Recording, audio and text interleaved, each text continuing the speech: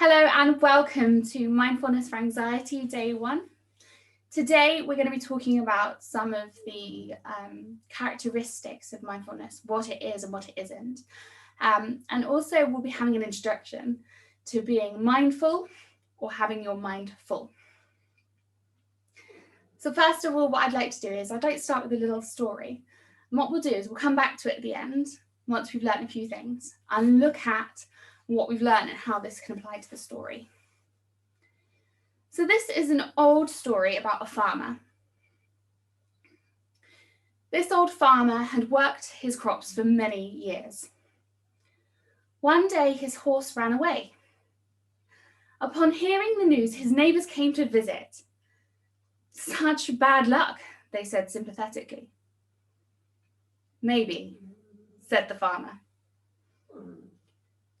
The next morning, the horse returned, bringing with it 3 other wild horses. "How wonderful," the neighbours exclaimed. "Maybe," replied the farmer. The following day, his son tried to ride one of the untamed horses, was thrown and broke his leg. The neighbours again came to offer their sympathy for what they called his misfortune. "Maybe," said the farmer. The day after, military officials came to the village to draft the young man into the army. Seeing the son's leg was broken, they passed him by. The neighbours once again congratulated the farmer for how well things had turned out. "Maybe," said the farmer.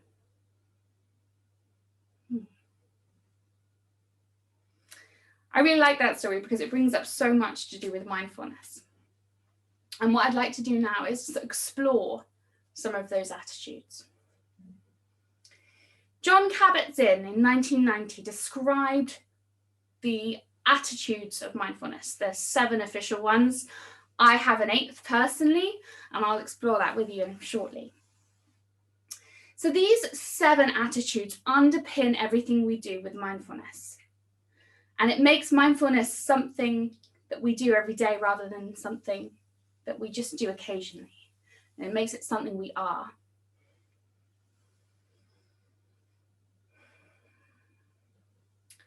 So the first quality or attitude is non-judgment. Now, in that story I just shared with you, the farmer shows his non-judgment to situations.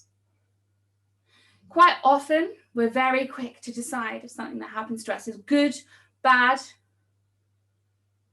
But actually, a lot of these events are just things that happen and we can't determine the outcome. The second one is patience. We are so quick in our everyday lives to want things now. We are programmed by our phones. We've got instant messaging. We feel like we need to be switched on all the time and we need to be getting things now. But this practice of patience allows us to slow things right down, take a beat, and just see how things go. The third attitude is beginner's mind. Now, what I mean by that is that bringing this sense of curiosity to everything we do. There's a wonderful mindfulness practice and meditation when it comes to food is the raisin meditation. If some of you have tried it, you'll understand what I mean. But what we're doing is we're exploring what it's like to eat a raisin. Now, I know that sounds a bit crazy because we've all eaten hundreds of raisins in our lives. But this practice in itself allows us to explore it like it's the first time we're doing it. And if we bring that to our everyday lives with a fresh pair of eyes, we might notice things we haven't noticed before. We might see things we've not seen before. And that can make things more exciting, fresh, new.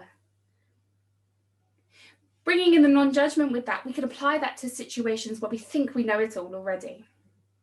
If we think we're going to have a bad time, chances are we'll point out everything that was wrong with that situation or something we weren't looking forward to. If we can just bring in this beginner's mind and non-judgment, we could find ourselves to find we actually enjoy something. The fourth one is trust. It's trusting in ourselves, trusting in the process.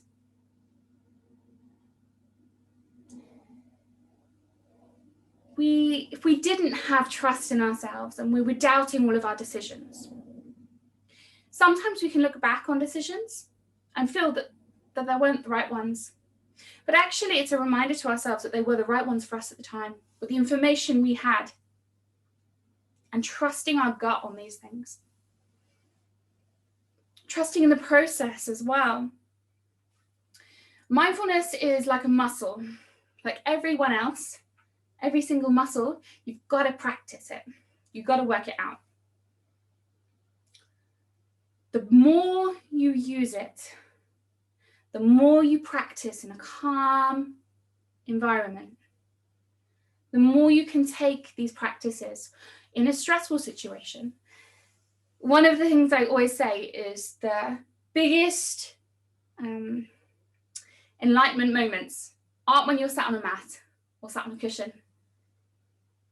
It's one day when you realize that you've had a really stressful situation, somewhere that you would normally melt down, and you find actually you were able to manage or smile when, sometimes you were just feeling so overwhelmed, but actually you coped, because that's what mindfulness is about. This is why we practice mindfulness. The fifth one is the one I personally struggle with the most. It's non-striving. Now, that's not to say that we don't have goals, we don't have ambitions, because we do, and it's really important to have those things. But actually, it's becoming unattached to the outcome. If you are striving for something, there will always be the next thing. If you keep pushing and keep pushing and keep pushing, there will be something else that you want, and it will never be enough. You will never be content. Having goals is really important, but it's about what you learn through the goal-making process. It's about what you learn on the journey, rather than the outcome itself. Fantastic if you made the outcome, but if you didn't, I'm sure there's lots of learning, and that's fantastic too. The sixth one is acceptance. Acceptance of situations, especially beyond our control. This year, we've all learned a lot about having to accept situations that are beyond our control. And this, for a lot of people, can bring up a lot of anxiety. I know it did for me personally. Being not sure about what's going on and uncertain, and having worries. But the truth is, in many of these situations, there's very little we can do. A lot of our worries are beyond our control. If we are able to accept what's happening around us and control the internal environment, then we'll find our worries are less.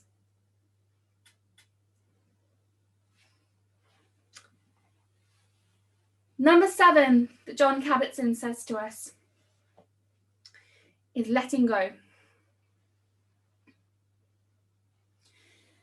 Now, this is the one that's really helpful for anxieties and worries. Because if we're able to let go of our worries, then we'll be in a much better position. This is always much easier said than done, obviously. But one of the things that we always practice with letting go is, if we're not able to just let something go, bring it a little closer. Bring the worry, the doubt, the fear closer.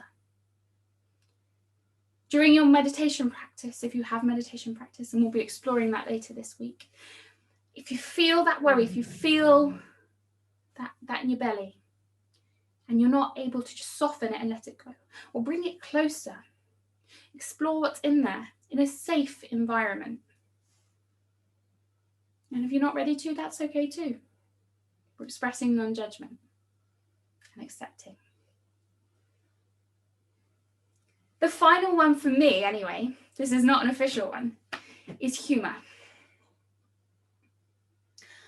I think that life is too short to be taken seriously. And we've all had those days where everything goes wrong and you just have to laugh. Because life is funny.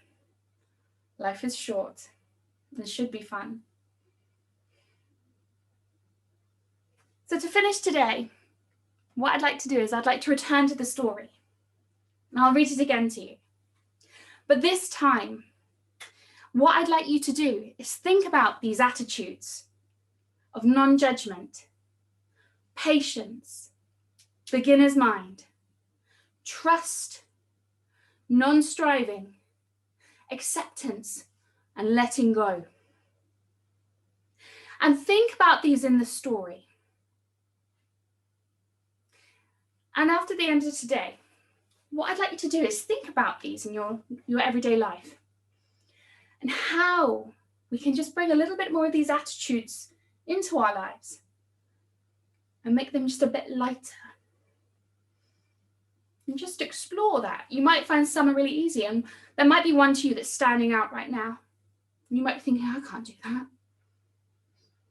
I invite you to just try for me. Over the next 24 hours, maybe just pick one. Be curious with this and have a little play around. Just see what feels right for you.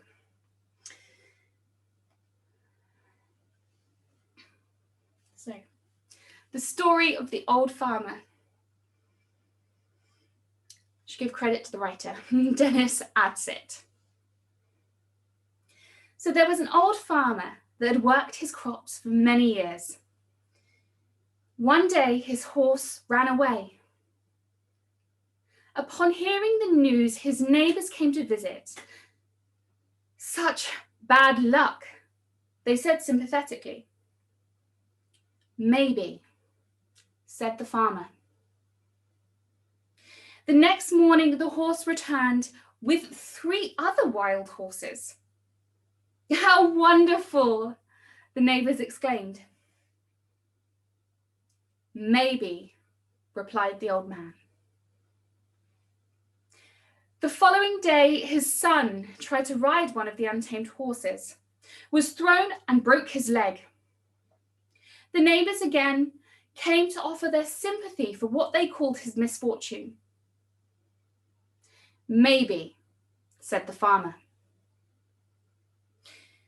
The day after, military officials came to the village to draft young men into the army.